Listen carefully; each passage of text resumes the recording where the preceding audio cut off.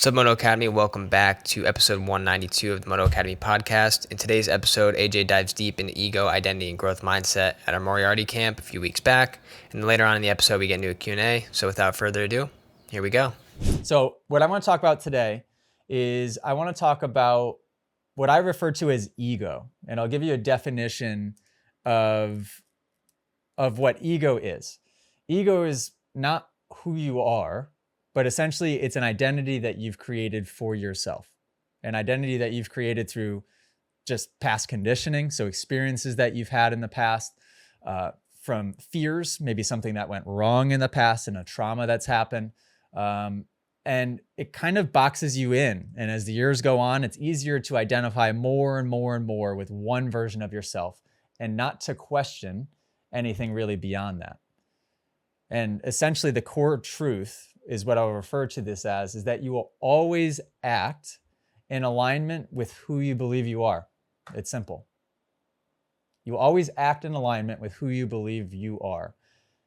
And guess who makes up and gets to tell the story of who you are? It's you. And you can change that story at any point. This is relevant to motocross. It's relevant to if you're a student in school. It's relevant if you're a parent. It's relevant if you have a significant other in a relationship. It's relevant all through. And that's why I'm so passionate about the mindset part of this, because it really, there's a line that runs through all of it. And the good news is when you begin to fix it, so to speak, you'll notice the differences in every single aspect of your life, every single aspect. But the first thing is you have to be able to be aware to catch yourself and catch the identity that you've created, right? So in a lot of situations, I'll tie this back to motocross. It would be limiting identities, like things that you tell yourself about the way that you ride. So think about what that could be. It could be, I'm not talented, or this is relevant to tomorrow, I'm not good at jumping, or I'm not good at ruts, or maybe this is relevant to some of you guys, I'm too old, or I crash a lot, or I'm slow, or I get tired easily, or I get arm pump right away. These, yes, it might have happened in the past, but just because it's been a past experience really doesn't mean that it has any relevance to this moment. And you have to be really careful about creating an identity around that. Very, very careful. And that's where it starts, is just having the awareness of that in the first place. Is that tracking so far with everybody? And hopefully this ties in really well to what we talked about and the coaches talked about on Monday and Tuesday. And I'm going to share really quickly my story, because I think that it might resonate with some of you. A lot of my story is maybe unrelatable in the sense that I started riding when I was 2, doing amateur nationals when I was 4, turned pro when I was 15 or 16. So it was sort of my only reality and the only thing I thought that would ever happen. I didn't even question otherwise. But there was a few really core limiting beliefs that held me back my entire life. One was I believed that the goal I set for myself was too low, and that was to be a pro dirt bike rider. And that was it. I didn't specify. I didn't elaborate any further than that. I didn't adjust it when I actually turned pro or when I was getting close to turning pro at age 15 or 16. It just remained the goal. So when I turned pro when I was 16, I really felt myself being lost. But the key one is, through all that time, I really, really identified with being talented. Can anybody relate to that? Or is there anybody that you think of and you right away think of the word, oh, that person's talented? And the reason that's a problem is you might think of that as a positive thing. The reason identifying with being talented is because of this. As soon as you have an issue and things get difficult, a talented person is the first person that will go and make excuses. Because if you're talented, it's not my fault. It's somebody else's fault. It's the mechanic's fault. It's the bike's fault. It's my dad's fault. It's my girlfriend's fault. It's my dog's fault. It's everybody's fault but your own, because, well, I'm talented. And so it couldn't be on me, right?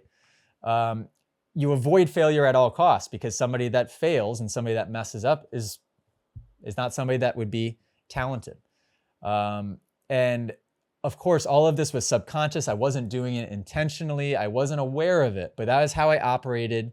And Cade can testify to this, because I lived and trained with Cade for years is I operated as that. And everybody around me was kind of feeding that talent identity as well. Even the people that wanted me to break it the most. I remember living with Phil Nicoletti and Alex Martin for a short period of time. And both of those guys would say time and time again how much better I was than them, but yet I couldn't put this, that, and the other thing together. And all that would do to me is just reinforce talent. And it became a massive problem. Hopefully that's tracking with some of you guys. For me, that was my downfall, and it kept me stuck in that fixed mindset for years. The alternative to the fixed mindset is what we refer to as the growth mindset.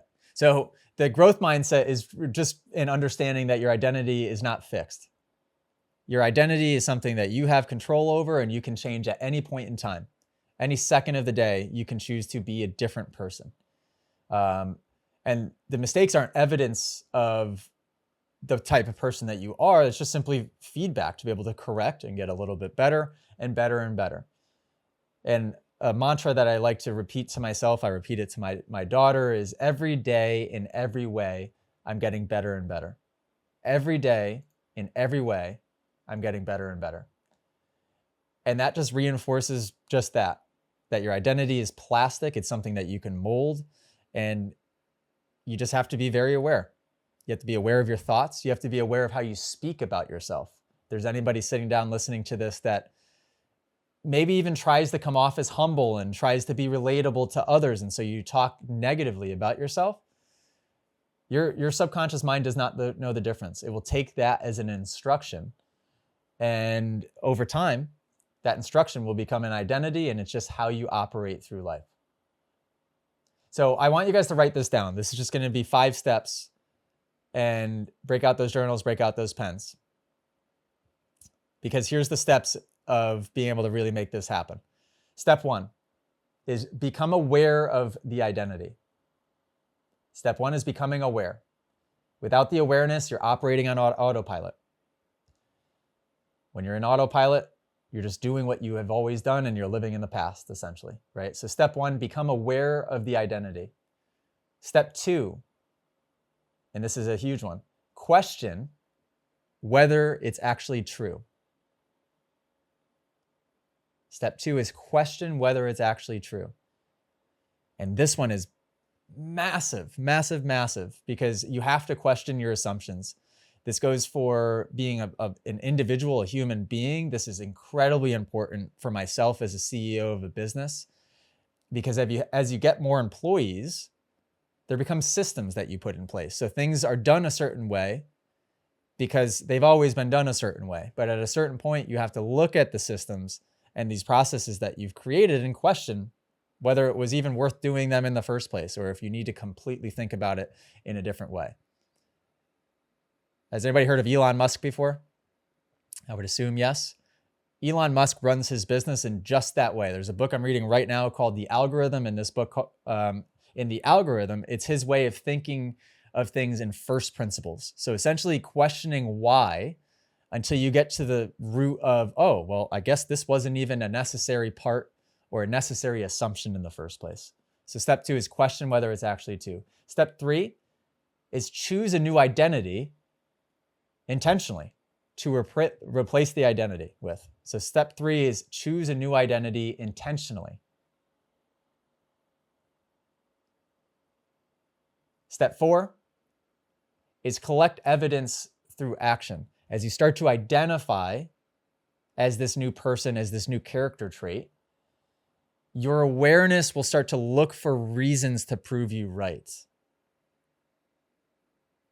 This is what confirmation bias is. It's really easy to get your mind fixated on something. Let's say you just bought a new Ford or a new Chevy. All of a sudden you're seeing the same exact car all the time that you weren't really seeing before. It's just because of where your awareness is. So step 4, collect evidence through action. And step 5, repeat every day. That's it. Become aware of the identity, question whether it's actually true, choose a new identity with intention, collect evidence through action, and repeat that every single day. That's it. It's simple. Most people spend their entire lives focused on what they want to do, but very few people spend time deciding who they want to become. Right? How many people have you run up to, or even when you're little, what is the question you hear all the time? It's always, what do you want to be when you get older? As if like the job and the thing that you're doing is what you are, instead of what is the type of person I want to become. The money, the championships, the wins, the relationships, all of that will come once you change yourself. You have to change yourself first. Everything else will fall into place after that. I hope that makes a lot of sense for you guys. Let's open it up for a Q&A. First question, by the way, to break the ice gets 5 golden stars. So if you want to break the ice with the first question, it can be completely unrelated. Solid. Cool. And don't be shy, guys. I'd love to be able to hang with you guys for another 15, 20 minutes. Go ahead. Oh, and before you start, sorry to interrupt. Stand up is rule number 1. Say your name, maybe your age, how long you've been riding for, and then ask a question. All right. My name is Tom Hopkins. I've been riding on track for about a year now, and I'm 39 years old. And my question, AJ, is nutrition. What does it take to become a champion on that side of things? Hey, Tom, good question. And you talk about an identity shift. Nutrition was maybe one of the more difficult ones for me. I was raised on Fruit Loops and Frosted Flakes and cupcakes and Yodels and Ho-Hos and all of the Hostess things. And I mean, I'm talking, that was you open up the pantry at my mom's house and that was what we had to live off of. So I had to really kind of dig myself out of that hole. And a lot of it now is understanding that how you do one thing is how you do everything. Are you the person that has a bowl of ice cream every night before you go to bed? Or are you not? And you can't just make an exception and decide, I'm going to do it tonight. Right? It's just a matter of that identity shift and committing to doing the right thing. And a few really, really simple things nutrition wise, for me at least. One, hydration is huge. I drink a ton of water all the time, and I always have a little bit of an electrolyte powder in it. Even if it's just like a Celtic sea salt and a little bit of lemon, that's probably the best way to do it, honestly. I always have a little bit of something in it because I drink so much water that otherwise I'd be afraid I would just kind of like wash my system out and not have any electrolytes. So electrolytes are huge. Avoiding the Gatorades, the Powerades, the Primes, those type of like store-bought junk that has fake flavors and a ton of sugar. And if it doesn't have sugar or it says no sugar, that's usually a huge red flag, because there's going to be something else in that, fine print of ingredients that's a sugar substitute that is synthetic and even worse than sugar for you, right? So really be aware of that. Even the brand that I was partnered with the last couple of years is called Element, LMNT. We found out that once we did more digging and they did more tests, there was a few things in there that really weren't the best quality of products. So it had natural flavoring derived from something that wasn't that great. The salt wasn't a good quality salt. So we moved away. They were paying me like $6,000 or $7,000 or $8,000 a month, a lot of money. And we stopped that partnership because it wasn't what I would drink anymore once I found that out. And it certainly isn't what my daughter would drink. So we moved away from that. As far as foods go, when we're eating meat, it's grass-fed. I'll run you through a breakfast, and maybe that will give you a little bit of an idea. Breakfast, we have 2 or 3 strips of bacon. We have 3, maybe 4 eggs, depending on the day. I have a little bit of fruit, like a cup of fruit. Sometimes that's blackberries. Sometimes it's strawberries. Kind of just depends on the season. It's been strawberries the last week or two. Strawberries have been awesome lately. And then maybe I'll do one piece of toast with like honey and peanut butter or something on there. And usually the toast is like a gluten-free, kind of boring type of toast. Milk, we do raw milk. So not like 1% or 2% junk milk. We do raw milk, raw whole milk. Shout out olive oil, Coach Alessandro, but we don't do that much pasta. Just not like how they do it in Italy. So much is processed and just not great. If you can get fresh pasta, killer.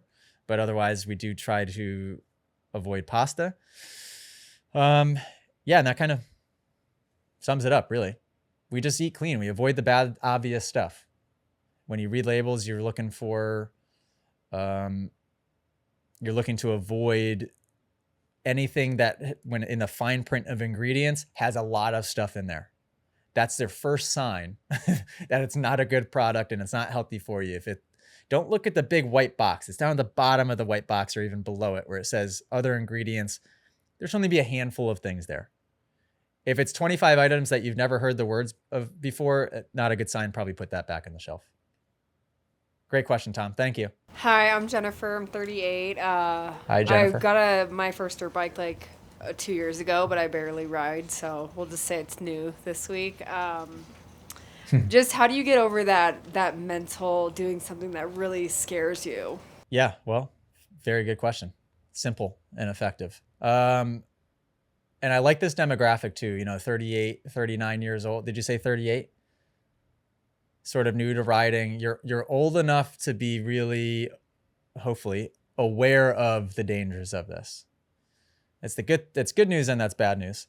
The good news is, this is how I'll put it. I think I said the same thing on my camp call-in last week, is that anything above a 3, if we're talking 1 to 10, 10 being the most scared you've ever been, 1 being completely manageable.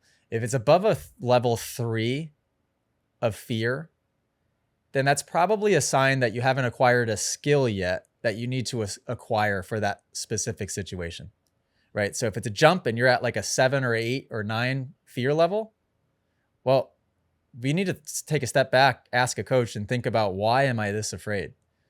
Is it because I have no idea how to case a jump, or no idea how to overshoot it, or no idea how to correct the bike if it gets a little wonky in the air? Those are all things and skills that you can develop to be able to control situations like that, right?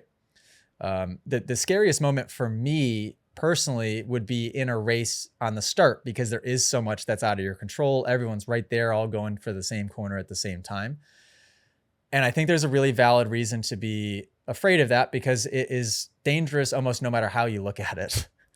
So in those moments, I have to accept the fact that this is a risk that I am assuming by just racing this sport. I have to do the start. I have to go into the first turn. And I recognize that I'm afraid in the moment, and then I'll just go right back to just focusing on my breath to pull me back to the now. So instead of worrying about 5 seconds or 30 seconds from now, I'll just do a breathing exercise and it'll bring me right back to right here, right now. That might not be relatable for your question. For your question, I really think it's more of a matter of recognizing when you need to take a step back and work on a skill. Does that resonate? Do you think that's a fair way to answer that for you? Okay. And then once you do that and you acquire the skill, then it's just doing the thing.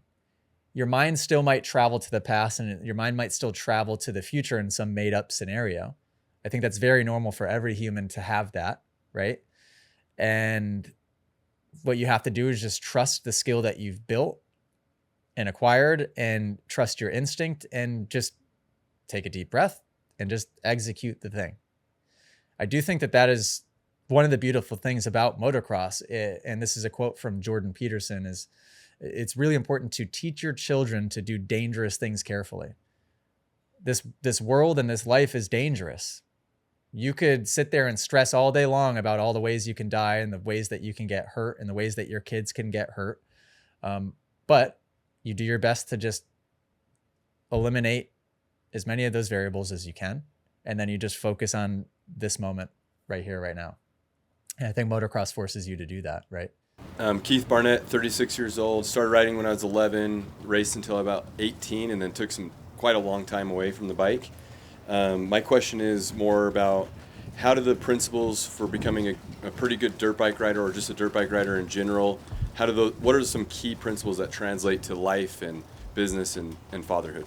Yeah, great question, Keith. So also, you're an incredibly popular demographic for us. Rode when you were younger, a lot of years off because life happened, and now coming back into it. So it's cool to see you coming back into it. And good question. So, oh gosh, I would say every trait, it's kind of what I was saying before when I was talking about ego and identity. Motocross forces you to do it well. It forces you to be completely present in the moment. And I really believe that when you can operate in that way, you're a better person for yourself because you're more content and you have more peace. You're less anxious, you're less stressed. And then naturally, when you're that type of person that is cool, calm, and collected and peaceful, you're a better person to everyone around you. You're more patient with your significant other or your children. Oh my gosh, especially having kids now. I am so grateful that I did this mindset work, began doing this mindset work before I had children, because my daughter is 2.5. My wife we're about to have our second any day now. And I would have been snapping and getting frustrated constantly. My old self, had we had the baby 3 years, 4 years, 5 years ago, I wouldn't have been able to handle it because I didn't have the patience. And I didn't have the patience because I was never in the moment. I was always trying to get somewhere else. I was always stressed out about something that had already happened that I had no control over. I was worried about what might happen, something that I didn't have control over. And I think now I've just, after many years of practice, I've gotten really good at being able to have a vision for the future, but just be able to enjoy this moment and just be in this moment. But along with presence, I do think patience is a huge one. Like I said, and patience will transcend into anything else, business especially. Keith, do you own your own business? Yeah. Yes. Yeah. When you're scaling it, I was having a conversation with one of my employees today about the frustration of us not like printing money at this moment. And it's like, what, everything is in place. Like, why are we still having a lot of these same issues? It's so easy to get bogged down in wanting and wanting it right now. And as opposed to, like I said, having a vision of the future, putting the pieces in place and controlling what you can control, and just being grateful for this moment. And when you start to adjust perspective in that way, you like I said, confirmation bias, you start to notice all the things that are good. You start to really pay attention to the things you're grateful for, as opposed to, and I was very guilty of this, being CEO and all of my employees working remote. I found that I would start my day and I was solving a problem. And that problem consisted of somebody else not doing something as good as they could have, or messing something up. And then I would notice something else somebody did wrong, and then something else. And yes, that is my job as the CEO, but the whole day, I just spent my whole day just thinking of and only trying to locate things that were bad. And I saw what that was doing to my attitude by the end of the day. Even call-ins like this are a good reset for me to try to remember why I'm doing this in the first place, because it's so easy to get distracted and go that direction. Sorry for my rambling answers, but I hope that these are helpful. Hi, I'm Aubrey. I'm 46. My son's 7. He's been riding for about 1.5 years, but never on trails, mostly in our backyard and down the road. So he's actually gone from a little mini 50cc earlier this week to a 110 Honda, like a boss. But one of his biggest fears is like the soft dirt around corners and going up hills. So what's the easiest way to work him through that? Because I've ridden a bike like twice in my life before this week. Just restate the last question one more time. I don't have any experience on bikes. I've only ridden dirt bikes like twice when I was a teenager until he started riding. So I don't have any experience to walk through it. And sorry, just repeat you said specifically about soft corners. What was the part about the track? So the soft dirt, just like some of the hills here have soft dirt going up them. And then some of the corners just have really soft dirt. Then he always gets scared and like flails his legs out. And how can I help him work through that? Yeah, great question. And I'm very proud of him being able to stick with it this week. I know that the coaches were reporting to me after Monday, and I know that Monday was a tough day, probably thrown to the wolves and just trying to, have the bike doing what he wants it to do. And yeah, so props for sticking with it. You guys are awesome. I would say a couple things. One, taller gear will make it smoother and easier and safer. And it's easy to get scared and just keep the bike in first gear and go slower. But in those situations, a little bit of extra rolling momentum only makes it easier. Going really, really slow just makes it more difficult. I promise. And what's good is we have some of the best coaches in the world right there with you guys. If a coach tells you to do something, so little man, if a coach tells you to just carry a bit more speed and you're afraid to do it, trust the coach. He would never tell you to go a little faster if he thought that that would make it more dangerous for you. It's only going to make it safer and better for you to do that. And that same thing applies to not having the feet flailing and paddling like you're rowing a boat. That makes it more difficult and more dangerous. When you commit to the technique and keep your feet on, although you're in your brain is saying, put my feet out, put my feet down, put my feet down. It's easier. I don't want to use the word easier. It is more safe and is way more effective to ride with the correct technique and leaving the feet on. So you just have to be patient, I guess, and remind yourself of that. But the big thing this week is just trust the coaches. Trust the coaches. Hi, I'm Garrett Griffin. I've been riding for 2 years, 2 months on track, and the rest in the desert. My question is, how do I get over the fear of like not being able to jump when I'm like decent at other stuff? I just can't get over the fear of rolling jumps, and it's just making me slower. Yeah, so great question.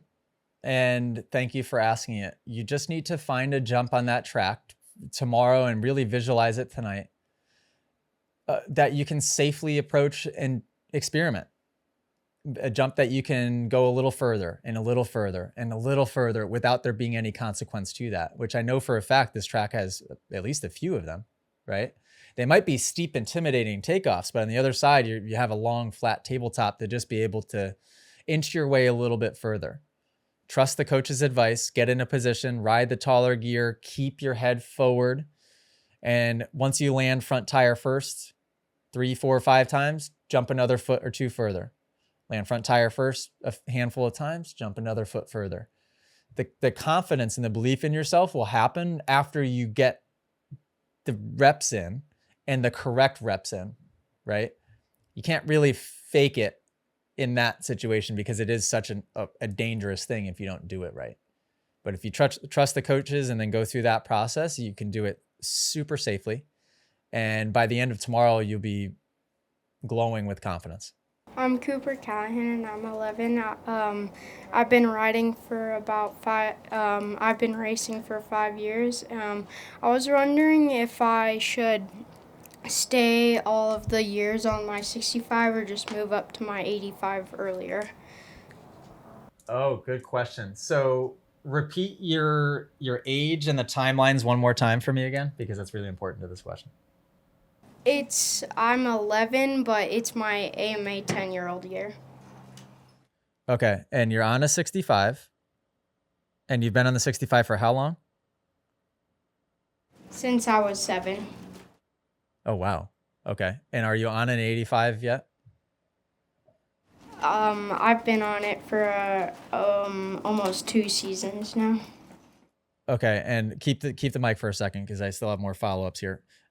So you've been on it for about 2 seasons. He just started racing it this year. I just started racing it this year. I've had it for 2 years and okay, so you've been looking at it for a little bit. You've been riding it for about 1. Got it. Okay, now how much longer AMA-wise can you stay on the 65? This year and a whole nother year. Okay. Can you take 1 step forward? So I just see clearly how tall you are. Okay, how much do you weigh? About 75, 80 pounds. 70. Okay, so here's what I'll say. What's your first name? Cooper? Cooper, I was about 5'7", 130 pounds, wearing size 10 Tech 10 boots on a 65. Now, that might be an extreme example, but I stayed on the 65 until I aged out. And I did the same with the 85. There was 1 year. So I got at 7 years old, I was on a 50, a 65, and an 85 for like a 1 month time period. I know that sounds crazy. But then I was on a 65 and 85 for what felt like forever. And there's a lot of benefits to that. As you get a little bit bigger on a bike, you learn how to carry momentum. You have to be more and more perfect on the bike to be able to get it to work. And then switching from the 65 to the 85 is also super helpful because you have to learn to adapt to what might feel awkward and uncomfortable, because you're going to have a favorite probably. Right now, it might be the little bike. Pretty soon, it's going to be the bigger bike, and then you'll want nothing to do with the little bike. But if you just force yourself to ride it, it's really, really helpful. I'm glad that my dad had me do that, and I would probably recommend that you do the same. Oh, what would your parents say? I said stay on. My parents said stay on, but I was just wondering. Okay, good. So we're all on the same page. I like it. I'm Lane McKinney. I'm 15, and I've been riding for about a year now. I was wondering, what's a good workout plan for like endurance on bigger and rougher tracks? How tall and how heavy are you? I'm 6 foot, 185. Oh, wow. And you're on a 250 or a 450? 250. Okay. When you ride, what gets tired first? Definitely my arms and my legs. Arms as in arm pump? Yes, sir. Okay. Legs as in They just start to leg burn fatigue? from when I start squeezing and stuff. They get real tired, and then I start losing my form, and my toes start pointing outwards. Sure. Okay. So I would say I'd be curious to hear what Mitchell and Cade, because they might have other opinions on this. They're way more fit than I am. But I would say the bicycle is probably a good place to be, just because it's going to be leg strength. It's going to be cardio. You probably don't need to be pumping iron. I know at least from at 185, you sound like you're probably fairly strong, right? And for me, that was a big mistake that I would make, is I was always wanting to work out and be in the gym, but I didn't really need that. I needed to be doing cardio and more cardio, essentially, because I always struggled with arm pump. So I would say running, bicycle, cardio work, leg work. Don't have to do too crazy with the upper body, right? And then when you get on the dirt bike, what will really pay off is like really long tempo motos. So 30, 45-minute motos that are 60% of your perceived effort. Those are super fun, and those are the best type of motos too, to be able to work on technique, because you're not just trying to go fast. And then you can, just like a zone 2, zone 3 cardio workout where you're building your aerobic, right? Aerobic base, where essentially you're making yourself more efficient at operating in the heart rate that you kind of want to be in. That's what a tempo moto, I call it, will accomplish on the dirt bike. So longer motos, less perceived effort. Hi, my name is Jalen. I'm 13 years old. I've rode on a track like a couple times, and the longest I've ridden for was like 10 hours. I mean, that's how long I've been riding my bike for. So I'm like really new. I don't know what to do to like help myself stop comparing myself to other riders. That's great. Not great that you're doing that. Great that you're asking this. So how old are you again? 13. That's peak age to be comparing yourself to others. And guess what? That tendency never stops. You just have to remember that we're all this is how I guess I would look at it. We're all the same. We're all in this together. We're all the same in one sense, but we are all also completely different. We have different life experiences. We're raised different. Therefore our timelines are going to be completely different from one another. You can't look at and aspire to be like a Hayden Deegan turning pro when he's 16 years old, because he started riding when he was 2, and he was riding a supercross track by the time he was like 4, right? So of course his timeline is going to be earlier. That's an extreme example, but when you go to the track, it's easy for you to take a look around, see your peers, which would be people your age or that appear to be your age, and immediately start comparing yourself to them. You have no idea what their stories are, right? They could be like me and they started riding when they were 2 years old. You can't compare yourself to that. You can get there, but you're going to get there in your own way. It's your life. It's your story. It's your trajectory. That was a huge thing I struggled with, is that I would always look to others and compare timelines, specifically timelines. So when I was freshman year of high school, I got homeschooled. Once I got homeschooled, it was like the big jump for me to commit to racing, but it almost made the comparison to others worse timeline wise, because I was looking at the people that were still in my high school and like, well, okay, by the time they graduate, I better have made it, whatever that means, right?